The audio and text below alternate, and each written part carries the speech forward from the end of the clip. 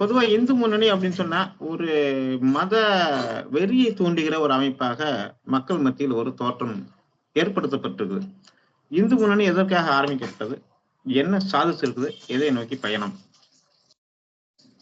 இல்ல, இந்து முன்னணி இந்த தேசத்தையும் இந்த நாட்டுடைய மக்களையும் நம்முடைய கலாச்சாரத்தையும் பாதுகாப்பதற்காக ஆரம்பிக்கப்பட்டது.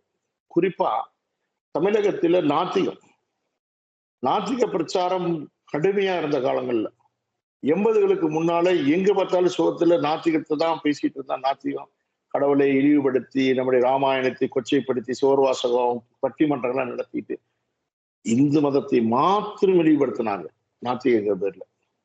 அப்ப இதை தடுக்க வேண்டும். ஒண்ணு. ரெண்டாவது, அழிந்து வருகின்ற நம்முடைய கலாச்சாரம் பண்பாடு. உதாரணத்துக்கு நம்முடைய பரம்பரையா வருகின்ற நம்முடைய குழந்தைகளுக்கான நல்ல ஒழுக்கங்கள், நல்ல பழக்க வழக்கங்கள், பண்பாடை சொல்லிக் கொடுக்க இடமில்லை. ஏன்னா நம்முடைய கேந்திரமா இருக்கிறது கோவில்கள். நம்முடைய முன்னோர்களும் கலை கலாச்சாரம், நம்முடைய பண்பாடு, இயல், இசை, நாடகம் கூட கோயில்ல தான் இருந்துச்சு. இந்த அரசாங்கம் எல்லாம் வந்ததுக்கு பிறகு கோயிலை எடுத்ததுக்கு பிரகாரம் அது கோயில் அரசாங்கத்துக்கு தான் போயிடுச்சு. நம்முடைய குழந்தைகளுக்கு எங்க மதத்தை சொல்லிக் கொடுக்க இடம்? உதாரணத்துக்கு முஸ்லிம்களுக்கு அவர்களுக்கு மதரசா பள்ளி இருக்கின்றது, அவங்களுக்கு குரான் கிளாஸ் நடத்துறாங்க. அவங்களுடைய வருமானத்தை எடுத்து மசூதி இருக்கிற வருமானத்தை எடுத்து அவர்கள் குழந்தைகளுக்கு அவங்க மத வழிபாடுகளை அவங்களுடைய கலாச்சாரத்தை சொல்லித் தராங்க. கிறிஸ்தவர்களுக்கு அவங்களுடைய சர்ச்சு வருமானம் அவங்க எடுத்துக்கிறாங்க.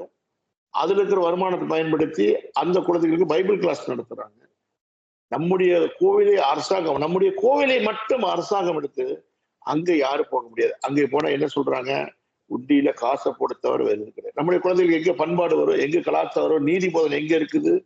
அப்போ கோயில்களை பாதுகாக்க வரும். கோயில் ஒரு பக்கம் அழிப்பு, மதமாற்றம் ஒரு பக்கம், நம்முடைய கலாச்சாரத்தை பாதுகாக்கணும். இந்த கோயில் இந்த அரசாங்கம் எடுத்த பிறகு நிறைய சீரழிவு ஏற்பட்டிருக்கு. கிட்டத்தட்ட 50,000 ஏக்கர் காணும்னு சொல்றாங்க கோயில் எடுத்த மட்டும். 2000 கோயில்களை காணவில்லைன்னு சொல்றாங்க ஒரு ஆய்வறிக்கை சொல்லுது. கிட்டத்தட்ட ஆயிரக்கணக்கான கோயில ஒரு வேலை தீபம் கூட ஏற்றலன்னு சொல்றாங்க. இப்ப இதற்காக ஆரம்பிக்கப்பட்ட இயக்கம் மதமாற்றம். சாதாரண மக்களை போய் ஏமாற்றி மதமாற்றம் பண்றாங்க. அந்த கடவுளை வழிபட்டவனுக்கு அது கிடைக்கும், உணவு நடக்கிற குருடம் பார்க்கிற செவிடம் கேட்கிறாங்க. அப்ப இந்த மக்களுக்கு விழிப்புணர்வு வேணும். அதுக்காக தான் ஆரம்பிக்கப்பட்டது இந்து முன்னணி இயக்கம். இன்னைக்கு இந்து முன்னணி இயக்க சாதனை என்னன்னா, கடைசியா நடந்த ஒரு சம்பவம் மட்டும் சொல்றேன். இந்து முன்னணி இயக்கம் கடந்த 44 ஆண்டுகளாக கடுமையா உழைச்சிருக்குது, போராடி இருக்குது, வெற்றி பெற்றிருக்கு தமிழ்நாட்டுல. கடந்த ஆண்டு சென்னிமலையில ஒரு பிரச்சனை. இங்கே கொங்கு மண்டலத்தில் இருக்கின்ற சென்னிமலையில அங்க இருக்கின்ற முருகப்பெருமானுடைய பிரதிஷ்டை பெற்ற கோயில், முருகன் முக்தி அடைந்த இடம். அந்த கோயில் பக்கத்துல ஒரு கிராமத்துல ஒருத்தர் இடம் வாங்குறாரு, அங்க சர்ச்சு கட்டுறாரு. அப்ப பிரச்சனை வருது அந்த கிராம மக்களுக்கு. அவர் வெளியூர்ல இருந்து வர்றாரு, அந்த கத்தக்குடி காடுன்னு கிராமம். அப்ப அங்க வரும்போது ஒரு பிரச்சாரம் பண்ணி அந்த இருக்கிற குழந்தைகள் எல்லாம் முட்டாய் கொடுத்து நீங்க இயேசு கூப்பிட சொல்லும் போது அந்த ஊர் மக்கள் எதுக்கு வைக்க குழந்தைய கூப்பிட மதமாட்ட சொல்றாங்க. அப்ப பிரச்சனை வருது. அப்ப 2 தடவை கைகலப்பாது போலீஸ் 2 தடவை வழக்கு போடுறாங்க. ஆனால் அந்த கிறிஸ்தவருக்கு ஆதரவாக பல்வேறு அமைப்புகள் போராட்டம் நடத்துறாங்க. குறிப்பா மறுமலர்ச்சி திமுக வைகோ அறிக்கை கொடுக்கிறார், விடுதலை சிறுத்தை போராட்டம் பண்றாங்க, அங்க இருக்கிற நக்சல் அமைப்புகள் போராட்டம் பண்றாங்க.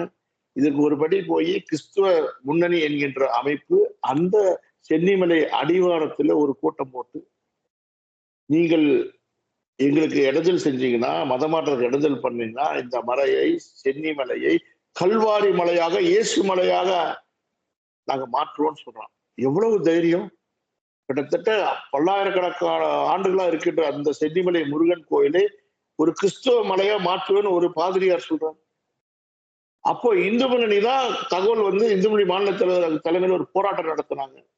அந்த போராட்டம் கிட்டத்தட்ட ஒரு 50,000 மக்கள் வந்தார்கள். தமிழக வரலாற்றுல அந்த போராட்டம் ஒரு ஹிந்து எழுச்சி.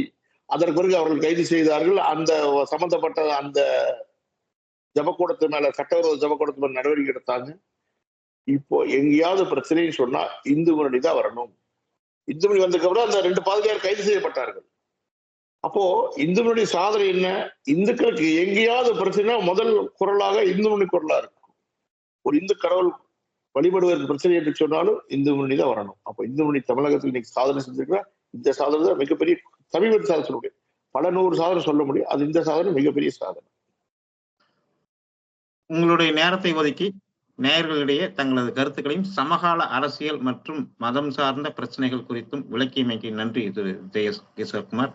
நன்றி, வணக்கம்.